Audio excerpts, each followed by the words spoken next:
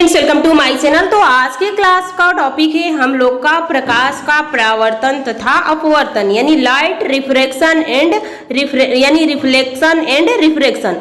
तो हम लोग इसमें पढ़ेंगे कि परावर्तन और अपवर्तन क्या होता है और ये प्रकाश के गुण क्या है। तो ये चैप्टर आप लोग के लिए बहुत ही इंपॉर्टेंट है, तो आप लोग इसको बिल्कुल बेसिक लेवल से समझते हुए चलिएगा जिससे कि आगे कोई प्रॉब्लम ना हो। तो सबसे पहले इसमें प्रकाश के बारे में समझ लेते हैं कि आखिर प्रकाश है क्या। तो देखिए, अगर प्रकाश नहीं होता तो हम किसी भी वस्तु को देख नहीं सकते हैं।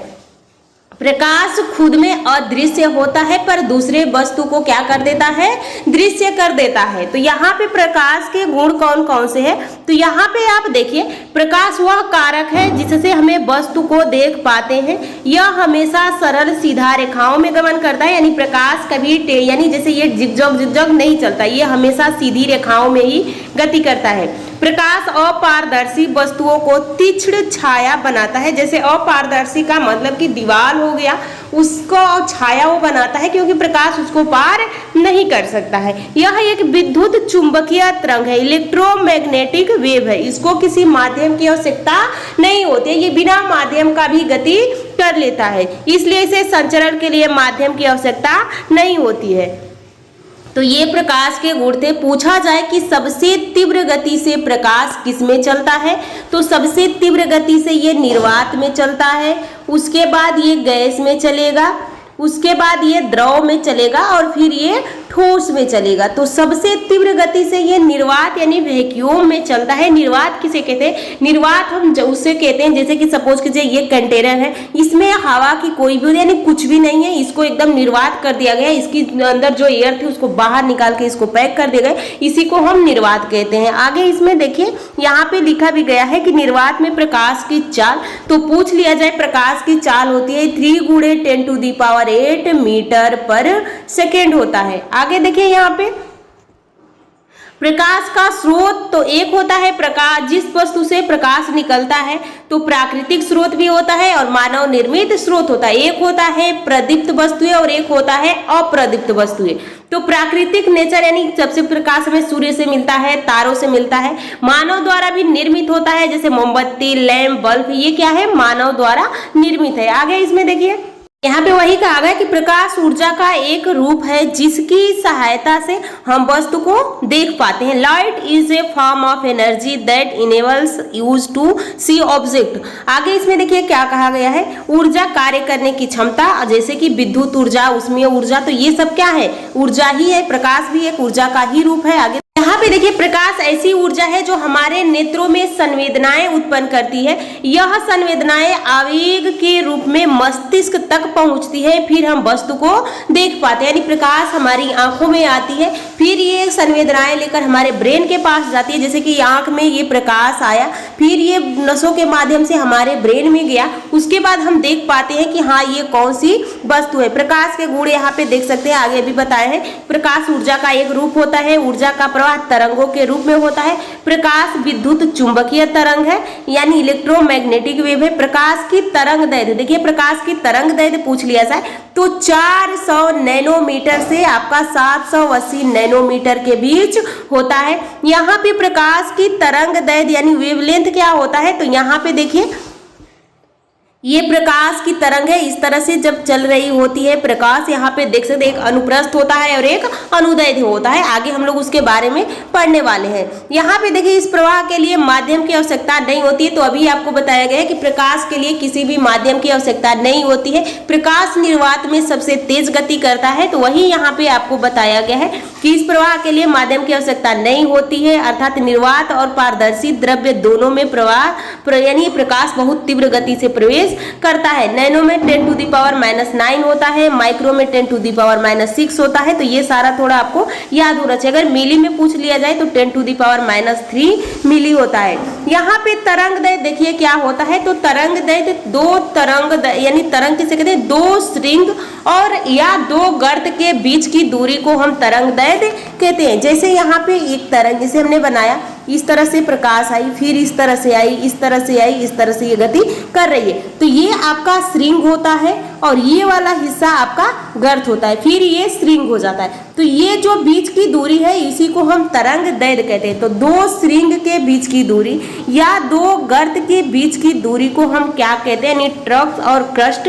तो दो क्रस्ट के बीच या दो ट्रक के बीच की दूरी को हम तरंग दैर्घ्य कहते हैं। आगे देखिए, अब हम लोग इसमें देख लेते हैं, अगर प्रकाश के बारे में पढ़ रहे हैं तो इससे कुछ जो महत्वपूर्ण शब्द हैं जो आगे प्रयोग होंगे उन शब्दों को जान जाए। अगर आगे फिर उसका प्रयोग होगा उसी के बारे में नहीं पता रहेगा तो थोड़ा सा आप लोग को प्रॉब्लम हो सकती है। तो some important terms related to light. तो प्रकाश स्रोत क्या होता है, प्रकाश स्रोत यानी लाइट सोर्सेस क्या होती है। तो देखिए, जहां से प्रकाश निकलता है उसे हम लाइट सोर्स कहते हैं, यानी जहां से प्रकाश निकल रहा होता है उसे हम लाइट सोर्स कहते हैं। ऐसे वस्तु जिससे प्रकाश निकलता है प्रकाश स्रोत कहलाता है। देखिए, कुछ भी आपको रटना नहीं है। प्रकाश स्रोत क्या है, जहां से प्रकाश निकलेगा हम उसे प्रकाश स्रोत कह देंगे।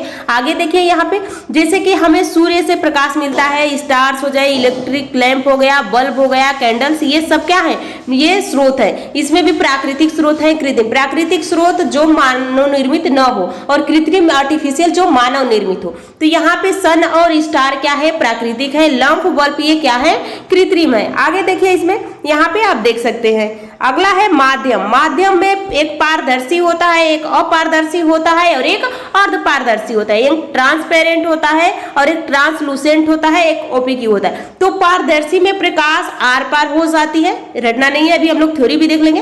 प्रकाश पारदर्शी किसे कहते हैं, जिसमें प्रकाश आर पार हो जाती है। अपारदर्शी किसे कहते हैं, जिससे प्रकाश आर पार नहीं होती है। और पारभासी यानी अर्धपारदर्शी किसे कहते हैं, जिससे आंशिक रूप से प्रकाश आर पार होती है। जैसे कि अगर आपने कोई जाल लिया, हवा, पानी, कांच क्या है, पारदर्शी माध्यम है। लेकिन आपने तेल लगा के एक कागज को सूर्य के सामने रखेंगे तो कुछ प्रकाश इधर ही रुक जाएगा और कुछ प्रकाश उसको पार कर पाएगा। अगर आप दीवार खड़ा कर दी है तो दीवार के बाहर उस साइड प्रकाश नहीं जाएगा, तो वो कैसा हो जाता है, अपारदर्शी होता है। तो देखिए, पारदर्शी में क्या है, यह एक ऐसा माध्यम है जिससे प्रकाश आसानी से गुजरता है। उदाहरण में हवा, पानी, कांच आदि पारदर्शी माध्यम है।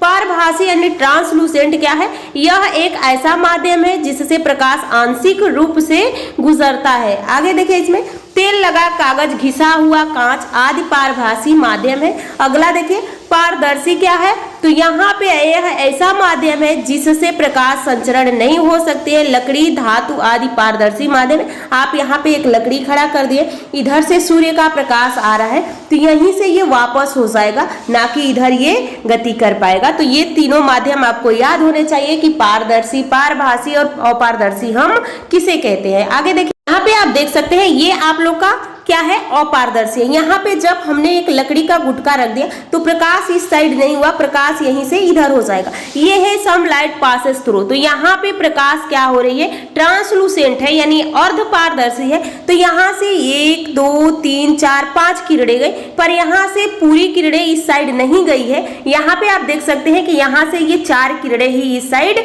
गई है। लेकिन यहीं पे ट्रांसपेरेंट यानी पारदर्शी में सारी किरणें इसको पार करके इस साइड चली गई है।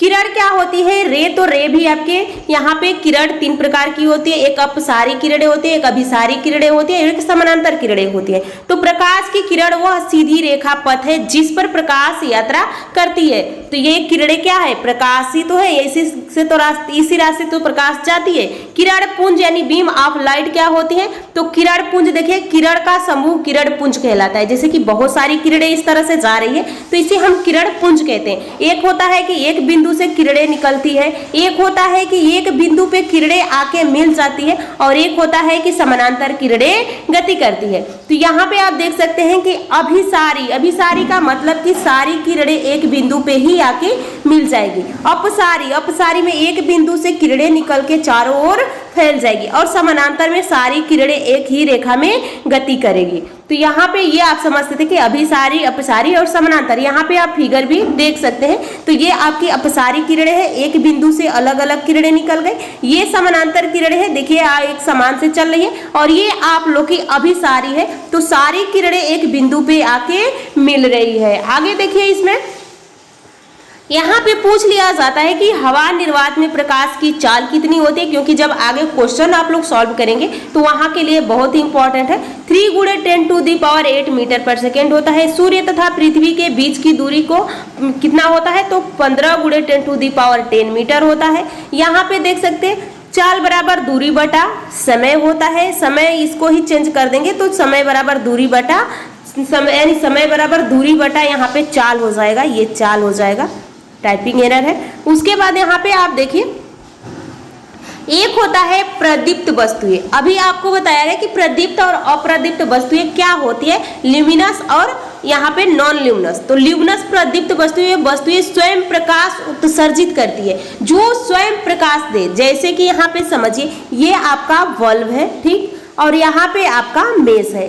जब ये बल्ब प्रकाश देगा तभी अंधेरे में आप इस मेज को देख पाएंगे। अगर इस प्रकाश से बल्ब से प्रकाश नहीं आएगा तो आप इसको नहीं देख पाएंगे। तो प्रकाश उत्पन्न हुआ इस बल्ब से, तो बल्ब क्या हुआ, प्रदीप्त हुआ। अप्रदीप्त, ये मेज आपका अप्रदीप्त हो गया, क्योंकि प्रदीप्त के माध्यम से हमने इस मेज को देखा। तो ये वस्तुएं जो स्वयं प्रकाश उत्सर्जित करती हैं प्रदीप्त या आत्मदीप्त कहलाती है। यानी those object which emit light themselves are called self luminous। सन है, स्टार है, बल्ब है। आगे देखिए अप्रदीप्त वस्तुएं में ये वस्तुएं जो स्वयं प्रकाश उत्सर्जित नहीं करती है अप्रदीप्त वस्तुएं कहलाती है। तो ये जो अप्रदीप्त वस्तुएं होती है ये प्रकाश नहीं देती है, लेकिन दीप्त वस्तुएं यानी दीप्त से ये देखने में सहयोग हो जाती है। तो ये आप लोग के हो गया। आगे देखिए अगला है प्रकाश का परावर्तन। तो प्रकाश का परावर्तन क्या है, रिफ्लेक्स ऑफ लाइट। तो यहाँ पे देखिए किसी वस्तु की सतह से टकराने पर प्रकाश की उसी माध्यम में वापस लौट आने की परिघटना को प्रकाश का परावर्तन कहते हैं। The phenomena of bouncing back of light in the same medium on streaking the surface of an object is called the reflection of light. अब इसको समझिए ये क्या होता है। जैसे ये कोई सरफेस है, यहाँ पे अभिलंब है, यहाँ से प्रकाश आई, ठीक, और ये प्रकाश इस सरफेस से टकरा के वापस चली गई, तो इसको हम क्या कहेंगे, परावर्तन। जैसे आपके पास आपको कोई 5 या 10 रुपए दिया और फिर वो 10 रुपए जो दिया वो खुद ही ले लिया, तो वो क्या हुआ, वो परावर्तन हो गया। वो आपको दिया, आपतित किया, फिर आपसे वो ले लिया तो वो परावर्तित हो गया। तो ये जो किरण आती है उसको इंसिडेंट रे बोलते हैं, यानी आपतित किरण बोलते हैं। यानी ये आ रही है और ये आप लोग की परावर्तित किरण हो जाती है, रिफ्लेक्स रे हो जाती है, यानी ये परावर्तित हो गई। तो परावर्तित किरण किसे कहते हैं, जो किरणें आई और फिर उसी माध्यम में लौट गई। जैसे कि यहाँ पे हमने एक दर्पण ही रख दिया और इधर से किरण आई और फिर ये किरण वापस ही लौट गई, तो इसे हम कहते हैं परावर्तन परावर्तन हो रहा है। यहाँ पे आप देख सकते हैं। तो ये परावर्तन आपको समझ में आ गया होगा। यहाँ से परावर्तन से ही हम नेक्स्ट क्लास में स्टार्ट करेंगे। आज की क्लास यहीं पे समाप्त करेंगे। परावर्तन भी 2 टाइप्स का होता है, एक नियमित परावर्तन और एक अनियमित परावर्तन। तो हम लोग उसमें पढ़ने वाले हैं कि परावर्तन, अपवर्तन ये सब क्या होते हैं। तो आप लोग क्लास से जुड़े रहिएगा, आप बहुत अच्छे से इस चैप्टर को पढ़ेंगे, बिल्कुल लो से हाई लेवल तक इसको पढ़ेंगे।